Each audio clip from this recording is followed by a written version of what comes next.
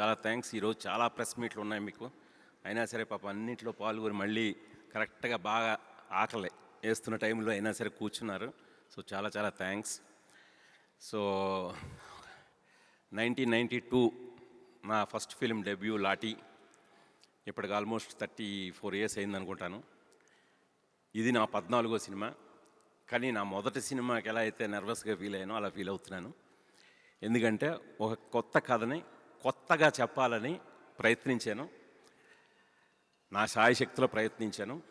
ఖచ్చితంగా దాన్ని మీరు ఆదరిస్తారని, నేను ఎలా ఫీల్ అయ్యి ఒక ఎమోషనల్గా తీశానో అంతే ఎమోషన్ మీకు కూడా కలగజేస్తానని గట్టిగా నమ్ముతున్నాను. నేను ఎప్పుడు కూడా ప్రేక్షక దేవుళ్ళనే నమ్ముతాను. వాళ్ళ టైంకి, వాళ్ళ డబ్బుకి, వాళ్ళ విజ్ఞతకి వాల్యూ ఇస్తాను. ఈ మూడు మళ్ళీ మళ్ళీ దృష్టిలో పెట్టుకొని, ఒళ్ళు దగ్గర పెట్టుకొని యూఫోరియా అనే సినిమా తీశాను. ఖచ్చితంగా మీ టైంను వృధా చేయను, మీ డబ్బుని వృధా చేయను, మీ విజ్ఞతకి పెద్దపీట వేశాను. ఖచ్చితంగా ఈ యూఫోరియా అనేది ఆ స్థాయిలోనే మీకు నచ్చుతుందని నమ్ముతున్నాను. అలాగే అంటే ఈ సినిమా పేపర్ మీద బడ్జెట్ లెక్కలేసుకుంటే నిన్న చూసిన కొంతమంది మిత్రులు ఏంటి సార్ డబ్బులు అలా పెట్టేశారు అని మన ఇండస్ట్రీ మిత్రులు అన్నారు. కానీ అంటే ఈ కథకి ఎలా పెట్టాలో అంతా పెట్టేశారు. కానీ ఇండస్ట్రీలో ఏ ప్రొడ్యూసర్ మాత్రం ఈ సినిమా తీయడండి. ఎందుకంటే ఈ సినిమాకి ఇంత ఖర్చు, ఇంత టెక్నికల్ వాల్యూస్ తోటి, ఇంత ఎక్స్పర్టైజ్తో చెప్పాలి. బట్ అది కొత్త వాళ్ళ మీద చెప్పాలి. సో కొత్త వాళ్ళ మీద చెప్పినప్పుడు మనకు బడ్జెట్ బ్యారేజీలు ఉంటాయి. అలాంటిది మీరు అవేమీ పట్టించుకోకుండా సినిమాని, కథని ఎలా అయితే నమ్మారో, మీరే కాదు మీ ఫ్యామిలీ మొత్తం కూడా నమ్మి ఈ సినిమాని అంటే ఒక మీకు ఫ్యామిలీ ప్రొడక్ట్ లాగా తీశారు మీరు.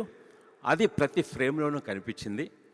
నిజంగానే ఈ సినిమా అంటే ఒక మాకు చాలా కొత్త అనుభూతిని ఇచ్చిందని చెప్పి వాళ్ళు మమ్మల్ని ఎంకరేజ్ చేశారు. నేను ఎక్కువ ఇంకా చూడబోయే ముందు వాళ్ళ కామెంట్స్ చెప్పడం సరికాదు, అందుకనే వాటి గురించి ఎక్కువ చెప్పను.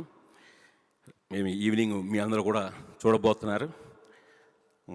ఇంకా ఆర్టిస్టుల విషయానికి వస్తే, ముందు సారా అర్జున్ ఈ కథకి ఆత్మ, ఒక సోల్.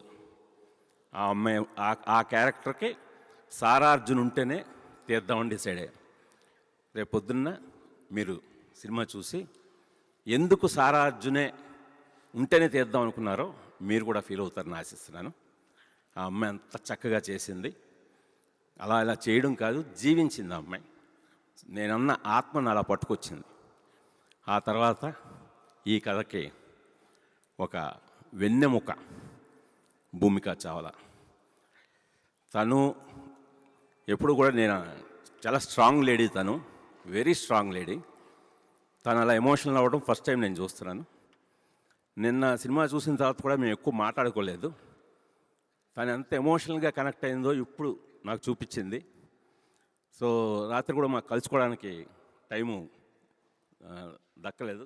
నాకు కొద్దిగా వాటర్ ఉండి.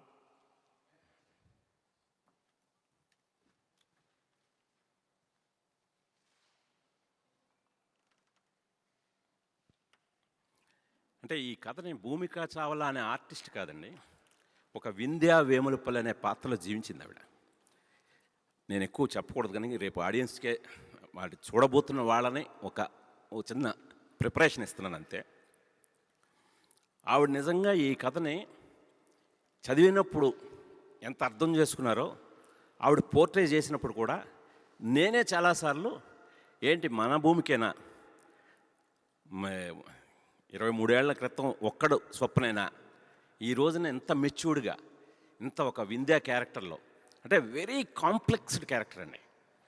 సో అంత కాంప్లెక్స్డ్ క్యారెక్టర్ని ఒక తల్లిగా, ఒక ఎడ్యుకేషనిస్ట్గా, ఒక సోషల్ యాక్టివిస్ట్గా, ఒక మామూలు గృహిణిగా, ఇన్నింటి మధ్య ఆవిడ చూపించిన తేడా కానీ ఇవన్నీ చాలా చక్కగా అర్థం చేసుకొని ఆ పాత్రకు ఆవిడ అలా జీవం పోసారు కాబట్టే ఇందాక ఎమోషనల్ అయింది భూమిక చావల కాదు, వింధ్యా వేములపల్లి. ఇంకా తర్వాత ఈ కథకి బ్రెయిన్ అనేది చాలా డేంజర్. ఆ బ్రెయిన్ క్యారెక్టరే వికాస్ వేములపల్లి అనే ఈ కుర్రాడు విఘ్నేష్ గవిరెడ్డి. సో ఇది కూడా అంటే చాలా ఈ రోజున మన మైండ్ అనేది చాలా చాలా అతి ప్రమాదకరం. అంటే ఒక విచక్షణ కోల్పోవటానికి ఒక సెకండ్లో వెయ్యవని చాలంటారు. ఒక్కవేళ ఆ విచక్షణ కానీ కోల్పోతే కేవలం మన జీవితాలే కాదు, మనతో ముడిపడి ఉన్న వాళ్ళందరి జీవితాలు కూడా ఎలా ఎఫెక్ట్ అవుతాయి, ఎలాంటి పర్యావసనాలు ఎదుర్కొంటారు అనేది నిన్న కొంతమంది మన దర్శక మిత్రులు కొందరు చూశారు, మన రైటర్స్ చూశారు. సార్ సినిమా చూస్తే భయం వేస్తుంది సార్ అన్నారు. అదేంటి సార్, ఏ ఒక హారర్ సినిమా అయితే తీయలేదు కదా నేను యూఫోరియా అని భయం వేస్తుంది ఏంటండి. సార్ ఇంట్లో ఇలా జరుగుతున్నాయా, మన ఇంట్లో ఇలా జరుగుతుందా, మన పిల్లలకి ఇలా జరుగుతుందా, ఏమో జరిగిందేమో వాళ్ళు చెప్పట్లేదేమో, బయట ఇంట్లో అలా జరుగుతుందా, నిజమే కదా పేపర్లో చదువుతున్నాం కదా. సినిమా అంతా మొదటి ఫ్రేమ్ నుంచి ఎండ్ ఫ్రేమ్ వరకు భయపడుతూనే చూసాం సార్. అంటే ఈ రోజున కాంటెంపరీ ఇష్యూస్ని అలా రిఫ్లెక్ట్ చేసినట్టుగా ఉంది అని చెప్పి వాళ్ళందరూ, నేను సారీ మీకు ఎక్కువ వాళ్ళ కామెంట్లు చెప్పేస్తున్నాను, మీరు చూడబోయే ముందు మిమ్మల్ని ఇన్ఫ్లుయెన్స్ చేయడం నాకు ఏమాత్రం ఇష్టం లేదు. సో వాళ్ళందరూ అలాగా ఇదేరంటే ఈ పాత్రలు, నేను చెప్పిన ఈ ముగ్గురు పాత్రలు, ఆ తర్వాత ఒక సైకో సాహెల్గా పృథ్వీ అడ్డాల, తను కూడా అంటే పాత్రని అర్థం చేసుకొని నిజంగానే సైకోనా అని అనిపించేలాగా అందరూ బయటకు వచ్చి కూడా కుర్రాడు భలే ఉన్నాడండి, అసలు చాలా భలే కళ్ళు బాగున్నాయి అని అతను కూడా పొగుడుతున్నారు. ఆ తర్వాత లిఖిత అమృత అనే క్యారెక్టరు ప్లే చేసింది తను. సో తను కూడా కరెక్ట్గా పాత్రకి ఒక విలేజ్ నుంచి వచ్చి సిటీలో, మనం ఇప్పుడు చాలామందిని చూస్తుంటాం, విలేజ్లో బాగా చదువుకొని సిటీకి వచ్చిన తర్వాత సిటీ వాళ్ళకి ఏమి ఇచ్చింది, సిటీ నుండి వాళ్ళేం తీసుకున్నారు. ఇలాగా కొన్ని పాత్రలు స్పాయిల్డ్ కిడ్స్ అండి. అంటే ఈ సిటీ ప్రభావం అంటే ఈ కథలో హైదరాబాద్ సిటీ కూడా ఒక నేపథ్యం మాత్రమే కాదు, ఒక పాత్ర కూడా.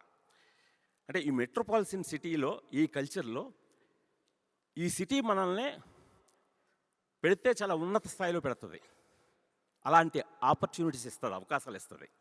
అలాగే చెడిపోవడానికి కూడా అన్ని అవకాశాలు చూపిస్తుంది, దారులు చూపిస్తుంది. మనం దారి ఎటు తీసుకున్నాం అనే దాన్ని బట్టే మన మనుగడ ఆధారపడి ఉంటుంది. సో అలాంటి డిఫరెంట్ క్యారెక్టర్స్ని తల్లి కొడుకుల బంధం మెయిన్గా తీసుకొని ఈ క్యారెక్టర్లన్నీ కూడా నేను నరేట్ చేయడం జరిగిందండి. నేను ముందుగానే ఇంతకుముందు చెప్తున్నట్టుగానే ఈ 3 పాయింట్స్ని అడాలసెన్స్, పేరెంటింగ్, సోషల్ ఇంపాక్ట్, వీటిని ఎక్కడా కూడా ఇప్పుడు నేను మాట్లాడిన ఇప్పటివరకు మాటల్లో కూడా అమ్మో గుణశేఖర్ ఏదో చాలా భారంగా ఏదో చెప్తున్నాడు, చాలా డెప్త్తో వెళ్ళిపోయాడమో, ఏం కాదండి. మామూలు వ్యక్తిని నేను, మామూలు వ్యక్తిగా ఎలాగైతే నేను సొసైటీని చూస్తున్నానో, ఈరోజు సొసైటీని ఎలా అయితే చూశానో అదే సొసైటీని